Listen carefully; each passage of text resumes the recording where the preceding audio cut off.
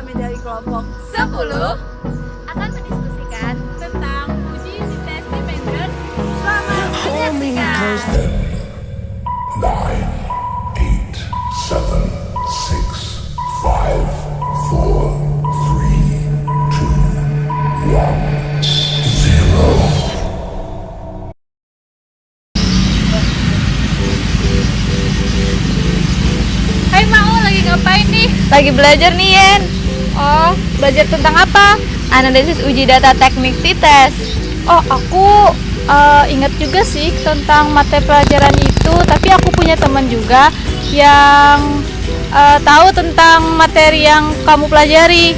Gimana kalau kita diskusi aja? Ayo, aku panggil dulu ya. Iya. Hai Nisa, coba kesini kamu. Hai guys. Hai. Kalian lagi ngapain sih? Lagi belajar nih.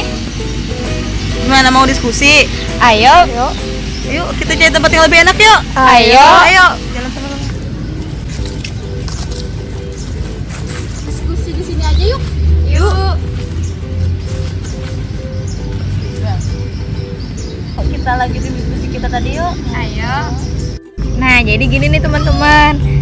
Pengertian dari uji T-test dependen itu adalah atau yang sering diistilahkan sebagai Fair Simple T-test. Nah, jadi itu sejenis uji statistik yang mana bertujuan untuk membandingkan rata-rata dan dua grup yang saling berpasangan. Nah, jadi sampel berpasangan ini dapat diartikan sebagai sebuah sampel yang subjeknya itu sama, namun mengalami dua perlakuan atau pengukuran yang berbeda. Nah, seperti pengukuran sebelum dan sesudahnya.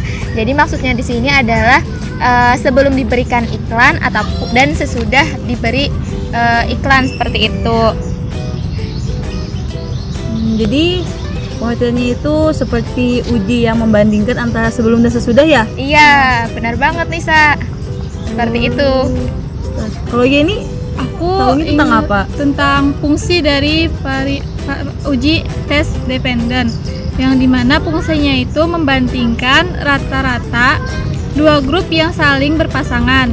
Nah, sampel berpasangan dapat diartikan sebagai sebuah sampel dengan subjek yang sama, namun mengetahui pengukuran atau perlakuan yang berbeda. Seperti itu fungsinya. Oh, jadi fungsinya itu untuk membandingkan rata-rata ya? Tapi dengan perlakuan yang berbeda kayak gitu. Kan tadi kan si Maulida sudah menjelaskan tentang pengertian dari uji dependen, dan aku menjelaskan tentang fungsi uji dependen. Sedangkan Nisa apa yang tahu? Yang aku tahu itu tentang syarat-syaratnya sih. Nah, syarat yang pertama itu uji komparasi antara dua nilai pengamatan itu harus berpasangan, tapi harus juga memiliki dua nilai. Yang pertama nilai sebelum sama nilai sesudahnya. Lalu syaratnya yang kedua itu digunakan pada uji parametrik, di mana di dalam uji parametrik tersebut memiliki syarat-syarat lagi nih. Syarat yang pertama adanya satu sampel yang dimana setiap sampel itu memiliki dua pengamatan tadi, ada pengamatan sebelum dan ada pengamatan sesudah. Lalu syarat keduanya menggunakan data yang kuantitatif. Jadi kalau yang uji tes dependen ini tidak bisa menggunakan data yang kualitatif, cuma bisa menggunakan data angka, yaitu data kuantitatif. Lalu syarat yang ketiga, data berdistribusi normal, yaitu populasi. Jadi populasi terdapat di distribusi difference yang didistribusikan normal dengan mean. Jadi aku syarat-syaratnya tadi ya itu sih. Kalau sih ada yang tahu lagi nggak? Nah, jadi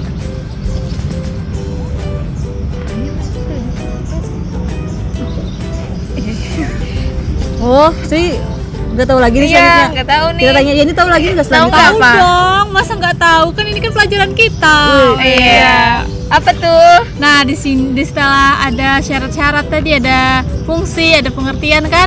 Jadi di sini ada jenis hipotesis pada uji tes dependen. Iya. Yang pertama itu ada uji dua arah. Pada hipotesis awal tidak terdapat perbedaan yang signifikan antara satu dan rata-rata nomor yang kedua. Sedangkan pada hipotesis alternatif sebaliknya, yaitu terdapat perbedaan antara rata-rata 1 dan rata-rata 2. Selanjutnya ada uji satu arah. di mana pada hipotesis awal kelompok atau sampel memiliki rata-rata sama dengan kelompok atau sampel yang dimiliki. Sedangkan hipotesis alternatif, rata-rata kelompok satu lebih kecil dibandingkan dengan rata-rata kelompok 2. Nah, jenis yang ketiga itu ada hipotesis uji satu arah. Kebalikan pada hipotesis kedua tersebut, di mana pada hipotesis awal kelompok atau sampel satu memiliki rata-rata sama dengan atau lebih kecil dengan rata-rata kelompok kedua. Sedangkan hipotesis alternatif rata-rata kelompok lebih besar dibandingkan dengan rata-rata kelompok. Nah, di sini ada rumusnya loh. Rumus dari jenis-jenis uji validitas variabel uji tes dependen, yaitu seperti ini. Nih, kita lihat ya. Iya. Selanjutnya, kalau nggak salah ada sih rumus hipotesis uji tes dependen ini. Apakah mau tahu? Iya nih. Nah, jadi gini nih teman-teman, rumus dari uji tes dependen itu kita bisa menghitung statistik itu sendiri. Nah, jadi teman-teman bisa lihat nih rumusnya. Nah, ini loh teman-teman rumusnya. Nah, jadi seperti itu cara menghitungnya. Nanti kita insert ya rumusnya di sini. Oke. Udah nih. Udah bahas apa lagi? Kita udah bahas apa aja sih? Nisa, apalagi nih yang diketahui dari materi kita hari ini?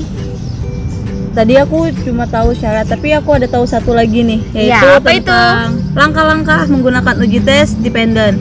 Ya, apa aja sih Nisa? Ada 5 langkah sih yang aku tahu. Ya, Yang pertama, kita itu harus menetapkan HO dan HI-nya dulu. Yang kedua, kita tetapkan titik kritisnya atau tingkat kepercayaan, atau tingkat kepercayaannya itu ada dua, ada yang bisa 95%, ada yang bisa 99% yang terdapat pada tabel.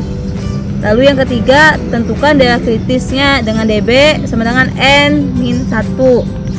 Yang keempat, tentukan T dihitung dengan menggunakan rumus yang sudah mulai dijelaskan tadi.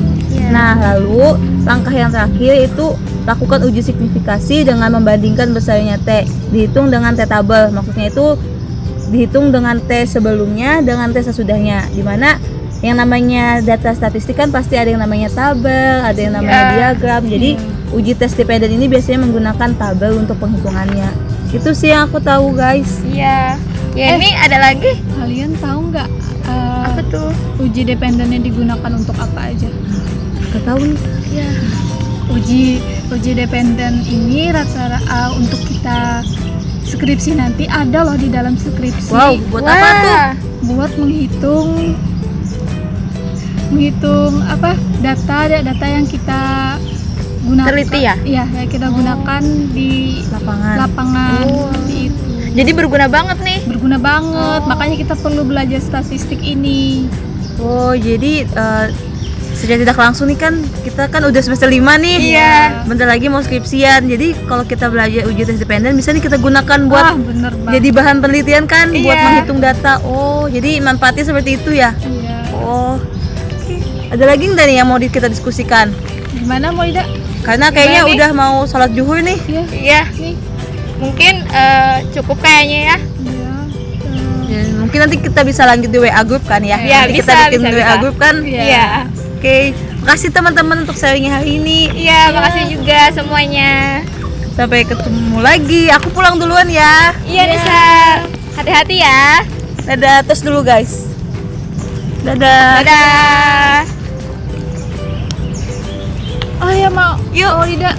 Kita bareng yuk. Yuk. Cukup sekian diskusi dari kelompok kami. Jika ada salah-salah kata mohon dimaafkan. Terima kasih kepada kawan-kawan yang sudah menonton. Dadah.